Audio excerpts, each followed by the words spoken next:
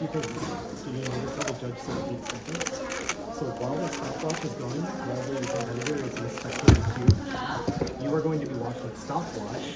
Nice shot. Hey, Shani from SpeedToPreview.com. I finally went to a competition again. It's been a long time, but I broke my personal best for 3x3 twice. Well, the first time I really beat it, and then the second time I beat the original, but not the new one. So I'm calling it twice, even though technically it's just once. But just what I want to go over. First off, it was a fantastic competition, and it was like a mini one where it was only in Thursday evening, and there was a lot of new people there. It was great. It was one of those experiences where it's a lot of cubers getting into it for the first time, and just a nice small one. It doesn't have to be giant every time.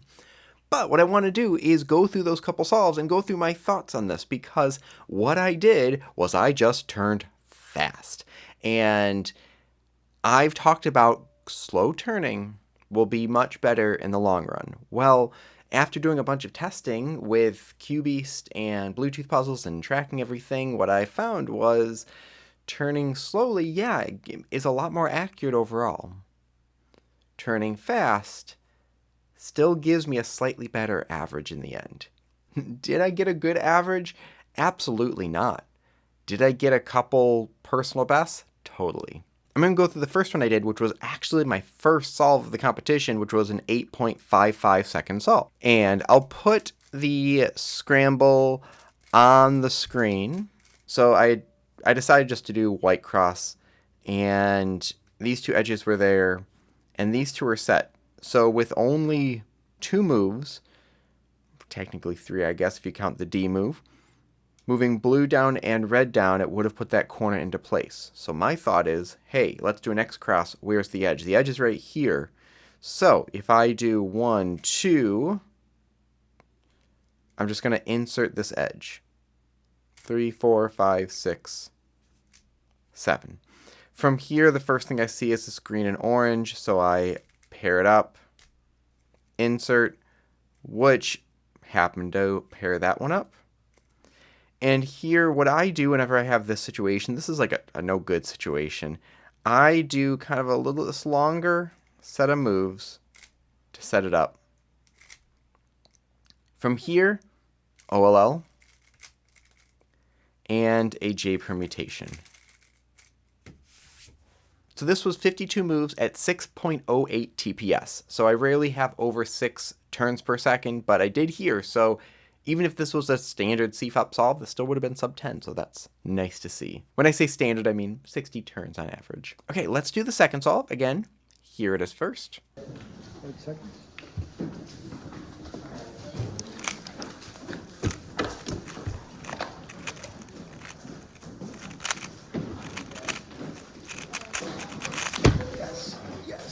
Okay, now this is an interesting one because I had 4 rotations. One of those was during the cross. So now I'm happy with that. It wasn't like a completely unnecessary thing, but I'll explain why. So here's a scramble for that second solve. And the green edge is in place, so I'm looking for, okay, here orange and blue. And when I see this, where it's one 90-degree turn to move it in, but if I do 180-degree turn followed by an F move, in my mind, I just call it like a flick, doing this sort of thing like that. I'm sure other people do it. Of course they do. But I never hear anyone talk about this specific setup that just can be done real fast. And lastly, this red edge. And oh, there's that corner again, that if that's just going to match up, so where's the blue and red edge? It is right here. I see that after I do that flick, it's going to end up here with blue down. So I could insert it with an F move, or I could do a rotation. So I decided rotation. So I did this, D, move that red edge down, rotate, insert, D prime. That's paired up. So that was an easy decision to just go. Both edges are now in the back. That's the first thing I see, so I'm going to set it up, rotate, insert in the back, and here, one more rotation, and insert. And then soon case, and I can see here the edges, or the corners are all going to be solved, leaving me with a U-perm that I did catch a little bit with.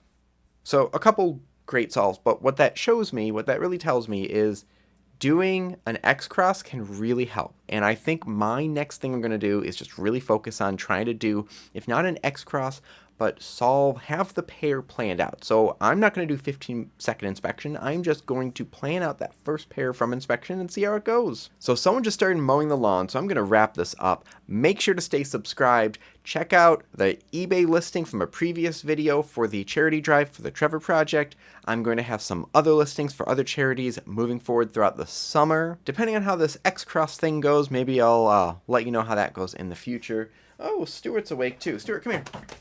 Yeah. Okay, so Stuart says hi.